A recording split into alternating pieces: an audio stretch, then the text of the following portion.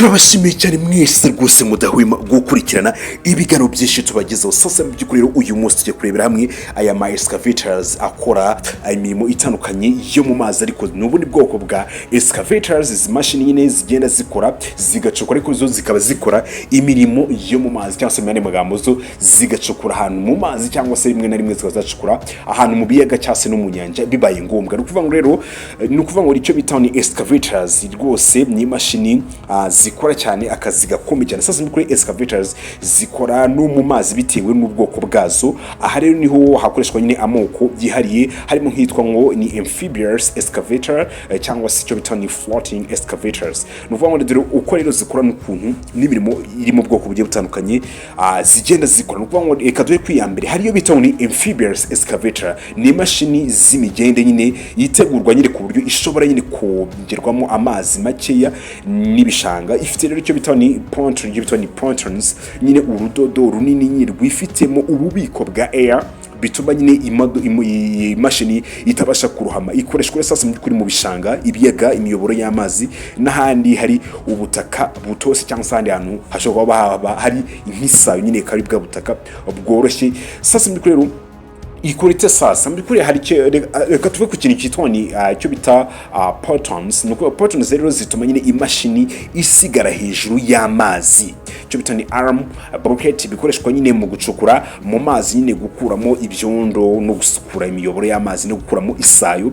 Ariko ibyo byose hakaza kandi kantu kitwa ni pontons nyine zituma imashini itabasha kurohama mu mazi, kwa byatuma nyine imodoka itabasha kuba yarohama ngibwemo hasi nabirabiro byose bifite. Ikindi cya kabiri rero mu by'ukuri tujya kuva ku yindi ya kabiri yitwa excavator nyine isanzwe nyine yashyizwe kuri icyo bita ni floaters, nyine icyo bita floating base, nyine excavator nyine isanzwe nyine ishobora nyine gushyirwa hejuru y'ubwato butoya, cyangwa se icyo bita ni platform yifite nyine ubushobozi bwo kongeramo amazi. Ni ukuvuga ngo rero ayo ma platform nyine aba nyine akomeye kandi atera nyine ubwigenge. Excavator nyine mu koga amazi nyine y'ibiyaga cyangwa se inzuzi, cyangwa se n'ahandi hantu hari inyanja, ikaba yagenda imeze nkaho ari ubwato buri kugenda hejuru y'amazi, ariko ari imashini biri gucukuranya hasi ibya ma Excavator'S nyine, ariko n'ubundi bwoko bwo bwagenewe gukora mu mazi. Sasa rero imirimo rero izi zikora rero ni Excavator'S nyine zo mu mazi nyine, birumvikana harimo gukuramo ibyondo, imyanda mu migezi, gutunganya inzira z'amazi, icyo bita ni canal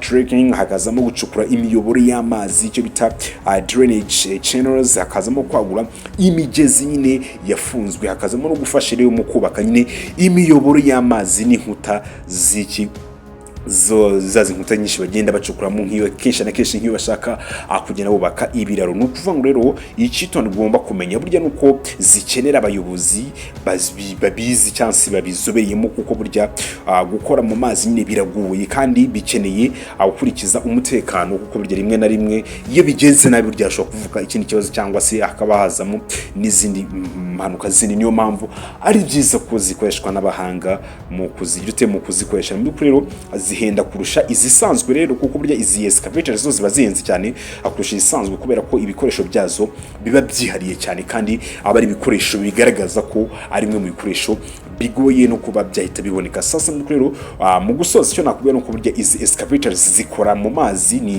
ingirakamaro cyane mu mishinga nyine ifite aho ihuriye n'amazi, ibishanga, kandi zigira rero uruhare runini mu kurengera ibidukikije. Sasa rero ndagushimiye. Sasa reka mbwiye ko ngukunda, nyamuneka nahuta.